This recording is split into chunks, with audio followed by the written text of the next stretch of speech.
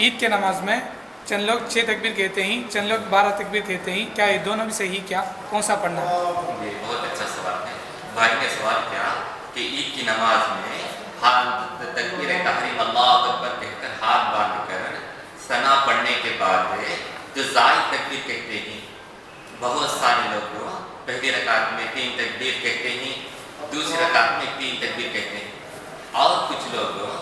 زائد تکبیر پہلی رکعت میں 7 کہتے ہیں، دوسری رکعت میں 5 تکبیر کہتے ہیں۔ تو اس طرح کچھ لوگ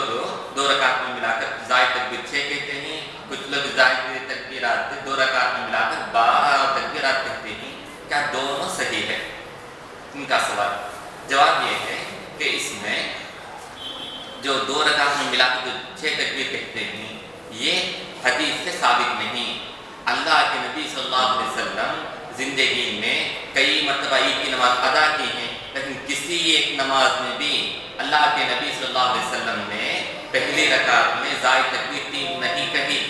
اور دوسری رکعت میں زائد تکبیر 3 نہیں کہی، بلکہ یہ بعد والوں کی اجازت، اللہ کے نبی سے اس کے یہ بات ثابت ہی نہیں کر سکتے کہ اللہ کے نبی نے عید کی نماز میں زائد تکبیر 6 کہی ہے، اس کے لیے یہ ثبوت بھی نہیں ہے۔